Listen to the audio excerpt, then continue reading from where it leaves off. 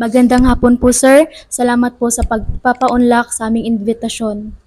Walang anuman, ako'y nasisiyahan na ako ang inyong pinili sa mga ganitong usapin. Magsimula na po tayo. Okay? Handa na po ba kayo? Handa na po. First question.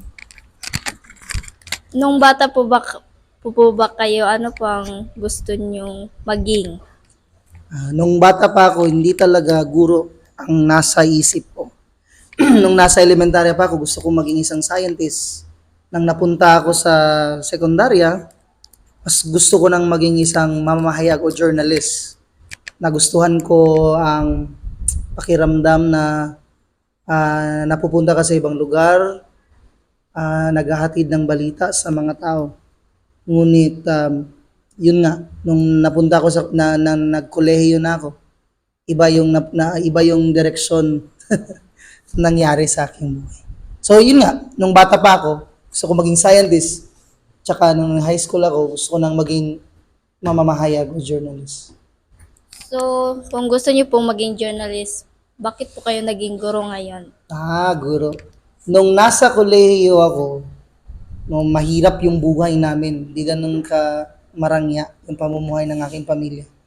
Kaya napilitan akong mag-enroll sa isang eskwelahan na hindi masyadong mahal at ang mga kursong nandun, wala yung maging isang mamamahayag. At nakita ko yung education course, so yung kursong edukasyon, na basically, na pag natapos mo yun, maging isa kang guro. At doon din, paborito ko rin yung subject na English, no? English, kaya kinuha ko yung secondary education major in English.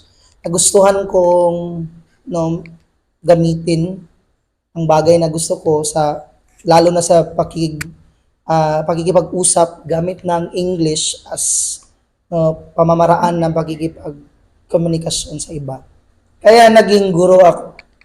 At saka na-involved din ako sa mga values classes. Na hindi pa ako graduate ng college, nagtuturo na ako ng values classes sa mga public schools. Kaya doon ko nakita yung sarili ko na kaya ko pala, parang doon talaga ako nakatadhana, yun ba?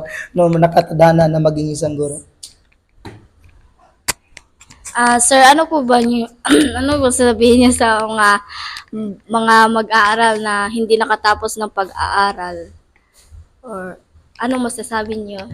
Nung panahon namin, mahirap talaga mag-aral kasi yun nga, kung mahirap ka, kailangan mong magtrabaho, kailangan mong humanap ng paraan na magkapera para makapagpatuloy ka ng pag-aaral.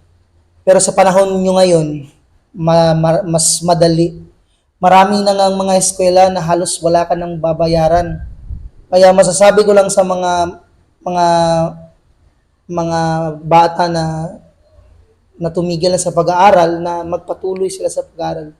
Dahil nga, sabi ko nga, hindi na mahirap tumapos ng pag-aaral. Kahit nga sa kolehiyo ngayon, marami ng libre. Punta ka sa mga universities, gaya ng University of Southern Philippines, University of USTP. USTP, punta ka ng TCC, kahit na Xavier, marami ng mga scholarships na ino-offer. Kaya hindi na talaga hadlang yung kahirapan na di ka makapagtapos ng pag-aaral. At kung iisipin niyang hindi niya kaya, kasi nga sabi ng iba, bobo ako, hindi ko kayang gawin yun. Nasa isip lang yan. Pag inisip ko talagang bobo ka, magiging bobo ka talaga. Pero pag nilagyan mo pag hindi mo inisip ang ganung bagay, paniniwalaan mo yung sarili. No? Manalig sa Panginoon, una sa lahat. Kaya ng kahit isang mag-aral na hindi na tumigil na magpatuloy ulit sa pag-aral. Okay, sir. Thank you po. Maraming salamat po sa oras na Walang inyong anuman. binigay. Yan lang po.